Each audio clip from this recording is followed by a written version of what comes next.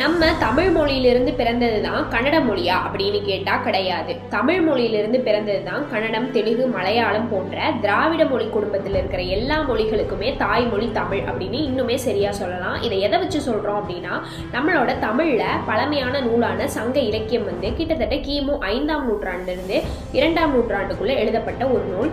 அதே கன்னடத்தை எடுத்துக்கிட்டா கவிராஜ மார்க்கம் அப்படின்ற நூல் கிபி 9ஆம் நூற்றாண்டில் எழுதியிருக்காங்க.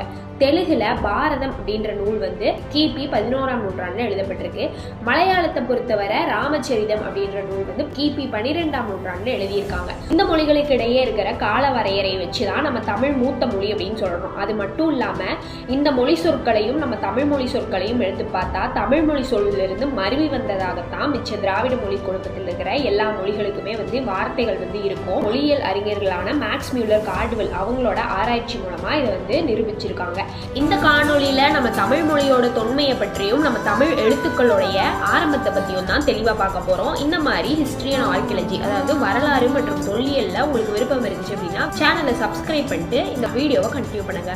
எப்பவுமே மொழி தோன்றிய பிறகுதான் எழுத்து வடிவம் உண்டாகும். இன்னுமே நிறைய மொழிகளுக்கு எழுத்து வடிவம் இல்லாமையும் எண்ணிட்டு இருக்கு. அப்போ மொழி அப்படிங்கிறது எப்பவுமே எழுத்து வடிவத்தை விட ரொம்பவே பழமையா இருக்கும். அந்த வகையில நம்ம தமிழ் மொழி உலக அளவுல ரொம்ப பழமையான மூத்த மொழியா இருந்தாலும் இந்த நாள் வரை மக்களிடையே பயன்படுத்தப்பட்டு வருது. கிட்டத்தட்ட 80 மில்லியன் மக்கள் உலகம் ஃபுல்லா தமிழ் மொழியை பேசுறாங்க. நம்மளோட இந்திய அரசியலமைப்பு அப்படின்னு சொல்லப்படுற இந்தியன் கான்ஸ்டிடியூஷன்ல 8வது ஸ்கெட்யூல்ல 22 மொழிகள் இருக்கு. அதுல ஒரு மொழியா தமிழ் மொழியும் இருக்கு. தமிழ் மொழியை 2004ல கிளாசிக்கல் லாங்குவேஜ், அதாவது பண்டைய மொழி அப்படின்னு சொல்லி அறிவிச்சிருக்காங்க. இப்போ வரைக்குமே திராவிட மொழி குடும்பத்துல ஒரு மொழியா தான் நம்ம தமிழ் மொழியை நினைச்சிட்டு இருக்கோம்.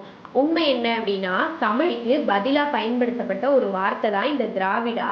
ஓல்டஸ்ட் ஃபார்ம் ஆஃப் திராவிடா அப்படின்னு நம்ம எடுத்து பார்த்தோம்னா அதை திராமிழா அப்படின்னு சொல்றாங்க. இந்த திராமிழா அப்படின்ற வார்த்தை தமிழ் அப்படின்ற வார்த்தையிலிருந்து தான் திராமிழான்னு மருவி வந்துச்சு. ஆனா இப்போ நம்ம இந்த சதர்ன் ரீஜன், தெற்கு பகுதியை ஃபுல்லா குறிக்கிறதுக்கே நம்ம திராவிடா அப்படின்னு சொல்லி தமிழையும் திராவிடத்துக்குள்ள கொண்டு வந்திருக்கோம். உண்மை என்னன்னா, தமிழுக்கு பதிலாக பயன்படுத்தப்பட்டது தான் இந்த திராவிடா அப்படின்ற வார்த்தை. இந்திய தொல்லியல் துறை கிட்டத்தட்ட 1 லட்சம் கல்வெட்டுகள் கண்டுபிடிப்பாங்க. அதுல 60,000 கல்வெட்டுகள் நம்ம தமிழ்நாட்டை சேர்ந்த கல்வெட்டுகள் அப்படின்னும் 95% தமிழ் மொழியில தான் எழுதப்பட்டிருக்கு அப்படின்னு கண்டுபிடிச்சாங்க. 1782ல மாங்குளம் இன்ஸ்கிரிப்ஷன் ராபர்ட் சீவெல் கண்டுபிடிப்பாரு.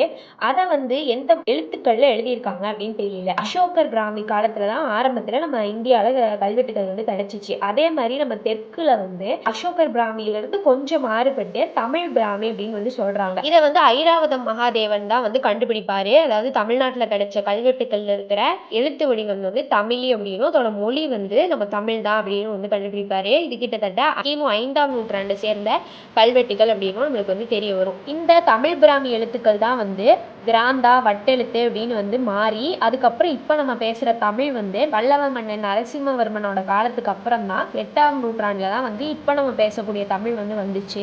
தமிழ் பிராமிக்கு முன்னாடி நம்மளுக்கு கிராஃபிட்டி அப்படின்னு ஒண்ணு ஒரு மார்க் கிடைக்குது. அது என்னன்னு நம்மளால ஐடென்டிஃபை பண்ண முடியல. அந்த கிராஃபிட்டி மார்க்கும் சிந்து சமவெளி நாகரிகத்துல கிடைச்ச கிராஃபிட்டி மார்க்கும் ஒரே மாதிரி இருக்கு அப்படின்னு நிறைய ரிசர்ச் ரிப்போர்ட் நம்மளுக்கு சொல்லுது. கிட்டத்தட்ட 2000 வருஷம் பழமையான திருக்குறளை இப்ப இருக்கிற குழந்தைகள் கூட படிக்க முடியும். இதுல இருந்தே தமிழ் மொழியோட தொன்மையும் எளிமையும் நம்மளுக்கு தெரியுது.